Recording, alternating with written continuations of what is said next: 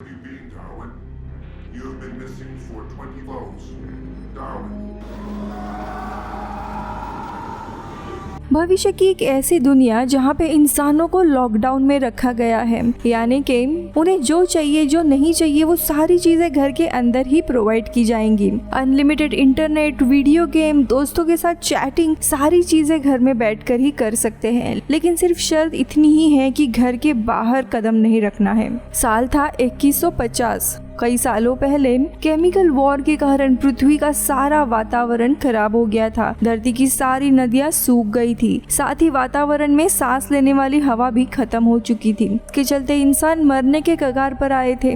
लेकिन उन्होंने एआई की मदद से अपने लिए एक पॉड्स बनाए जिसके अंदर वो सुरक्षित रह सकते हैं। और ये सारे पॉड्स वर्ल्ड अथॉरिटी नाम की ऑर्गेनाइजेशन कंट्रोल किया करती थी। वे लोग रहने के लिए उन्हें पॉड्स तो देते थे, लेकिन ये ऑर्गेनाइजेशन उसके बदले में लोगों से काम करवाती थी और उसके बदले में उन्हें सारी सुख सुविधा दिया करती थी। हम ऐसे ही एक पॉड में डार्विन नाम के एक लड़के को देखते हैं जिसकी माँ उसे बचपन में ही ऐसे ही एक पॉड में छोड़कर चली गई थी, क्योंकि एक पॉड के अंदर सिर्फ एक ही इंसान रह सकता है। अब डार्विन बड़ा हो चुका था और जैसे ही वो सोकर उठता है, पॉड का एआई सबसे पहले उसकी आंखों को स्कैन करता है, जिसके बाद डार्विन अपनी माँ को एक मैसेज करता है जो कि अब एक दूसरे पॉड में रहने गई थी। अब यहाँ पे डार्विन सुबह उठने के बाद नहाता था और फिर खाना खाकर अपने कंप्यूटर स्क्रीन के सामने बैठकर पूरा दिन ऑर्गेनाइजेशन के लिए मिनरल्स की माइनिंग करते रहता था, क्योंकि अगर डार्विन ऑर्गेनाइजेशन के लिए काम नहीं करता है तो उसे रिप्लेस किया जाएगा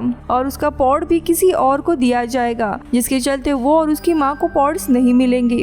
अब काम खत्म होने के बाद डार्विन वीडियो गेम खेलता है और काफी मजे करता है, मगर पॉड के अंदर रोज एक ही जैसी जिंदगी जीकर काफी थक चुका था। अब अगले दिन जब डार्विन वापस से माइनिंग कर रहा होता है कि तभी उसकी नजर घर के बाहर जंगल में एक डॉग पर पड़ती है, जिसे देखकर वो काफी हैरान हो जाता है, क्योंकि उसके अनुसार तो बाहर की जिंदगी अच्छी नहीं थी, सांस भी नहीं ले सकते थे वहाँ पर इसके पहले कि डार्विन डॉग के पीछे जाता, एआई उसे काम वापस से शुरू करने के ऑर्डर्स देता है। लेकिन वो डॉग वाली बात उसके सर से जाती नहीं है। बाहर काफी खतरनाक तूफान आता है और तभी एक तेज बिजली आकर डार्विन के पॉड पर गिर जाती है, जिसके कारण पूरा पॉड खराब हो जाता है। लेकिन अभी भी उसमें ऑक्सीजन बचा था और इसी के चलते वो 2 दिन तक पॉड के अंदर ही भूखा रहता है। लेकिन फिर पॉड की बैटरी भी खत्म होने लगती है। अब कोई भी रास्ता नहीं था, इसीलिए डार्विन पॉड का दरवाजा खोलकर बाहर आता है, लेकिन उसे अभी भी डर था कि बाहर की हवा अच्छी नहीं है, इसीलिए वो अपना ऑक्सीजन मास्क लगाता है, लेकिन ऑक्सीजन भी खत्म हो गया था।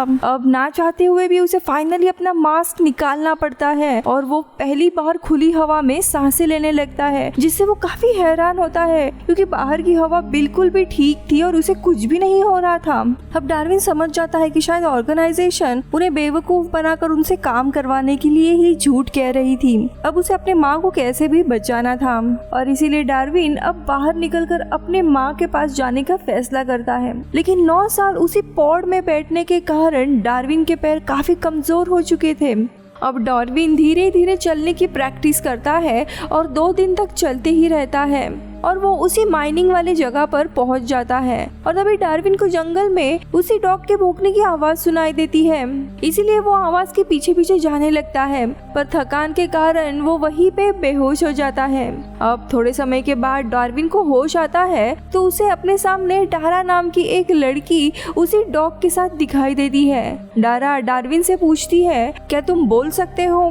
लेकिन डार्विन ने इतने सालों से एक शब्द भी किसी से कहा नहीं था, इसीलिए वो कोई भी जवाब नहीं देता और इसीलिए डारा डार्विन को खतरा समझकर उससे भागने लगती है। लेकिन डार्विन ने पहली बार इंसान को देखा था, इसीलिए वो धीरे धीरे उसके पीछे जाने लगता है। तो यहाँ दूसरी तरफ डारा भागकर अपनी माँ लिलियन के यहाँ पे आती है और उसे बताती है एक लड़का मेरा पीछा कर रहा है।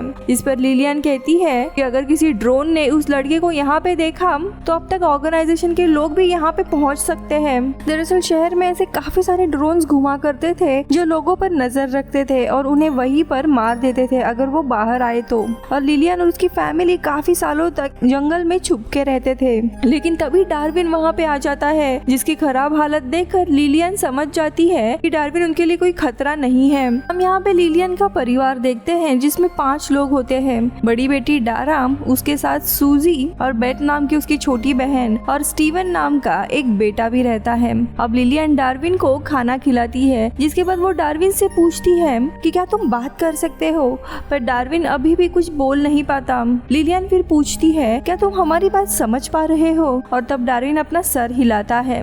अब अगले दिन लिलियन डार्विन से फिर से पूछती है तुम कौन हो और बाहर क्या कर रहे हो, और तब लिलियन एक तरकीब निकालती है और डार्विन से कहती है तुम टेबल को कीबोर्ड की तरह समझकर उस पे टाइप करो। और स्टीवन डार्विन के हाथों पर अपना हाथ रखकर डार्विन क्या बोलना चाहता है ये समझने की कोशिश करता है, जिसके कारण इन लोगों को डार्विन यहाँ पे कैसे पहुँचा और उसका नाम क्या है ये पता चलता है। इसी बीच में डार्विन और डारा की काफी अच्छी दोस्ती होती है और डार्विन उसे पसंद भी करने लगा था। इधर एक दिन डार्विन इन्हें अपनी माँ के बारे में बताता है, लेकिन तभी डारा डार्विन से कहती है तुम चाहो तो अपनी माँ को ढूंढने के लिए जा सकते हो। अब डार्विन इन सबको बाय करके अपने आगे के सफर के लिए निकल पड़ता है और कुछ समय के बाद वो उस लोकेशन पे पहुंच जाता है जहाँ पे उसकी माँ का पॉड था। पर तभी वहाँ पे अचानक से एक ड्रोन आ जाता है और वो डार्विन को इलेक्ट्रिक शॉक देकर गिरा देता है, लेकिन डार्विन फिर ड्रोन से कहता है कि मुझे अकेला छोड़ दो। अब ड्रोन का एआई डार्विन के दिमाग को स्कैन करने लगता है और उसकी मेमोरीज पढ़ता है, और वो एआई समझ जाता है कि डार्विन इससे पहले लिलियन के परिवार के साथ मिला हुआ था। लेकिन तभी अचानक से डार्विन की नींद खुल जाती है और हम देखते हैं कि ये बस सपना था, वो अभी भी लिलियन के फैमिली के साथ ही रह रहा था। अब कुछ दिन डार्विन धीरे धीरे डारा के साथ रहने के कारण बोलना शुरू कर देता है। फिर एक दिन डारा डार्विन से कहती है कि मेरे पिता का नाम मार्क था, लेकिन एक दिन गवर्नमेंट ने उन्हें समुद्र के पास रहने के लिए भेज दिया और तब से हम उन्हें देख ही नहीं पाए। और यहाँ पे हमें पता चलता है कि वो केमिकल वॉर शुरू होने से पहले इंसानों की पॉपुलेशन काफी कम हो चुकी थी और इसीलिए गवर्नमेंट मेल्स को अलग अलग जगह पर भेजती थी ताकि ये मेल्स लोगों से मिलकर अपने नया परिवार बना सके, जिससे कि पॉपुलेशन वापस से बढ़ने लगेगा। और डार्विन के पिता को भी ऐसे ही किसी जगह पर भेजा गया था, पर फिर वॉर शुरू हो गई थी और लोग मजबूरी में पॉड्स में रहने लगे। लेकिन इसके बाद हवा साफ होना शुरू हो गया था, लेकिन गवर्नमेंट ने लोगों को पॉड से बाहर निकाला ही नहीं। लेकिन उनमें से कुछ लोग थे जैसे कि लिलियन की फैमिली जो पॉड से बाहर आने लगे और बाहर ही रहने लगे थे गवर्नमेंट से छुपकर। अब एक दिन ये सब लोग बाहर घूमने के लिए आए होते हैं, तभी बेथ से गलती से एक टॉवेल गिर जाता है और ड्रोन आकर उस टॉवेल को देख लेता है, जिसके बाद ड्रोन इनका पीछा करने लगता है और जंगल में इनकी लोकेशन ढूंढने लगता है। लेकिन तभी स्टीवन ड्रोन को देख लेता है और सबको छुपा देता है और थोड़े समय के बाद ड्रोन वहाँ से चला जाता है। अब वापस आकर बेथ सबको बताती है कि आज जो भी कुछ हुआ उसका जिम्मेदार डार्विन है, यहाँ पे वो नहीं रहना चाहिए। डार्विन जो घर के बाहर था ये सारी बातें सुन लेता है और वो यहाँ से जाने का फैसला करता है और अगले दिन वो डारा को गुड बाय कह के उसके परिवार को बाय करके अपने माँ को ढूंढने के लिए चला जाता है। इधर काफी चलने के बाद डार्विन एक कम्युनिकेशन स्टेशन के पास पहुंच जाता है जहाँ पे वो अपने माँ को एक मैसेज भेजता है कि वो उनके पास आ रहा है। लेकिन ये सुनकर उसकी माँ काफी चौंक जाती है और फाइनली उससे पूछती कि तुम यहाँ पे क्यों आ रहे हो, बाहर की हवा अच्छी नहीं है, तुम्हें अपने पॉड में ही रहना चाहिए। लेकिन डार्विन कहता है कि नहीं माँ, बाहर सब कुछ ठीक है, बस मुझ पे यकीन करो। जिसके कुछ समय के बाद डार्विन माँ के पॉड के यहाँ पे आता है और उसे बताता है कि मैं आपका बेटा डार्विन हूँ, बाहर की हवा बिल्कुल भी साफ है, आप बाहर आ सकते हो। लेकिन तभी उसकी माँ डर जाती है और इमरजेंसी अलार्म बजाती है, जिसके कारण वहाँ पे ड्रोन आ जाता है। लेकिन डार्विन टाइप करके ड्रोन को कहता है मेरी माँ ने मुझे यहाँ पे बुलाया था और मैं उन्हें देखने के लिए आया हूँ। ड्रोन डार्विन से पूछता है कि तुम बाहर सांस कैसे ले पा रहे हो, तो डार्विन कहता है कि हवा अब साफ हो चुकी है। फिर ड्रोन यहाँ से चला जाता है। अब डार्विन वापस से अपने माँ से दरवाजा खोलने की विनती करता है और जब वो दरवाजा खोलती है तब हम देखते हैं कि उनकी हालत भी डार्विन की तरह हो चुकी थी, जो कि ड्रोन में ही रहकर पूरे कमजोर हो चुके थे।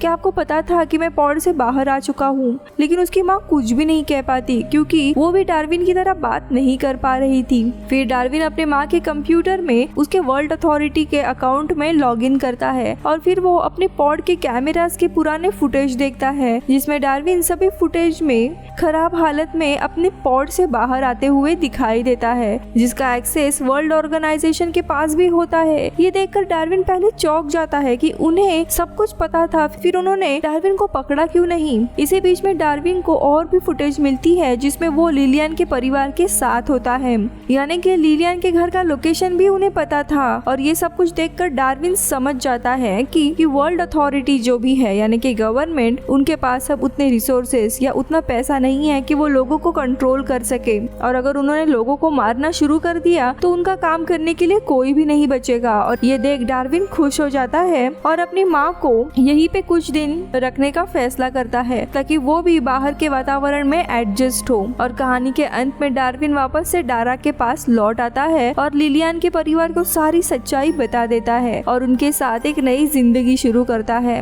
और कुछ समय के बाद वो अपनी माँ को भी यहाँ लाने का फैसला करता है और इसी से ये मूवी खत्म होती है। Bye bye.